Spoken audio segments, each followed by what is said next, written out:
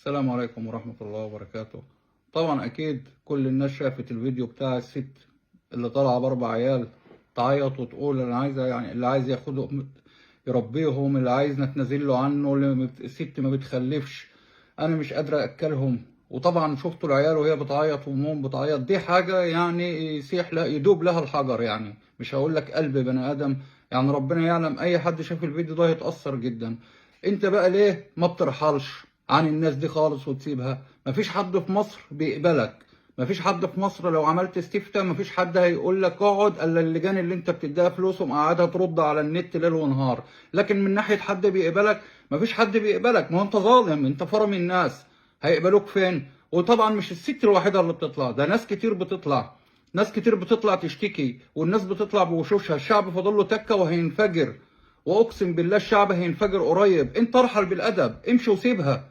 ما انت ما ينفعش الناس تبقى طالعه بتموت من الجوع وبتعيط وبتبيع عيالها، وانت تيجي تفشخ لنا في بقك بمنظرك اللي عامل زي البطيخه ده، تفشخ بقك بالليل وتضحك، ويا استاذ يا دكتور مش عارف مين، يا مش عارف محن مين، وراكب له طياره وعامل له قصور، وما فيش حد بيطلع يطبل لك الا اللجان والمذيعين الزباله اللي شبهك هيطلعوا يقول لك ايه، الرئيس ده واجهه يركب طياره. طبعا تركب طياره زي ديت وتنزل تشحت منها؟ ده انت عامل زي زب الارض.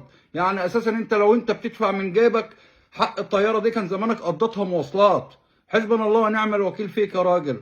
انت ما بتحسوش الناس اللي بتطلع بتموت من الجوع ديت وبتموت من قله الشغل وكثره النفس للرجاله؟ انت مش شايف الكلام ده ومش سامعه؟ انت قاعد ليه؟ انت قلت قبل كده، قلت لو اني مش هجدد، اول حاجه قلت مش هجدد الفتره الرئاسيه 4 سنين، ولزقت وغيرت الدستور ولزقت لنا، وبعد كده هوت لزقت تاني بعدها، وكل دوت بخراب من البلد، كل دوت البلد قاعده تتباع. واصبروا واصبروا واصبروا، هنصبر على ايه لغايه ما الناس هتاكل بعض؟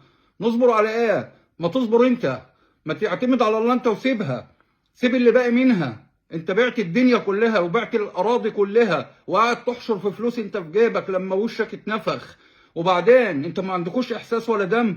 ما فيش حد بيقبلك الا الناس اللجان اللي انت بتديها فلوس وبتشغلها، وشويه الحراميه طلعت مصطفى والناس الحراميه اللي انت طلعتهم من السجون دول عشان انت راجل عارف اللي انت غلطان، وعارف اللي انت راجل زفت وزباله. طلعت الناس لمتها حواليك كلها بلطجيه وكلها حراميه، حاطط في دماغك اللي لو طلعت مظاهرات الناس دي اللي هتحميني. محدش هيحميك، محدش هيحميك لو طلعت، محدش هيحميك، كان حمو اللي قبلك. حسبنا الله ونعم الوكيل فيك، بني ادم ما عندكش دم ولا احساس. لما تشوف الناس كلها قاعده طالعه جعانه، وتيجي في التلفزيون تشوف المذيعين بس اللي محسسيننا اللي احنا في فيينا، مصر بقت ايه؟ مصر ايه يا عم؟ ده انت عملت الناس اساسا اتشحتت من بيوتها في الايجار القديم بسبب اللي انت لغيته. المزارعين دلوقتي مش قادرين يزرعوا الارض بسبب الايجارات اللي انت حاططها عليهم. يعني انت خربتها من جميع الجناب، رحت خدت زفت غاز من اسرائيل بعد ما كنا احنا اللي بتاخد اسرائيل غاز مننا، الوقت مش عارف ازاي بقينا احنا اللي بناخد منها. الجزائر وقطر عرضوا عليك وقالوا لك تعالى خد مننا، لا ازاي ناخد من اسرائيل؟ حطيت رقبه مصر تحت سكينه اسرائيل وقفلت الدنيا، والميه راحت والدنيا راحت. انت بقى قاعد ليه؟ اعتمد على الله، امشي يا راجل يخرب بيت ام برودك، امشي وسيب الناس، حرام عليك.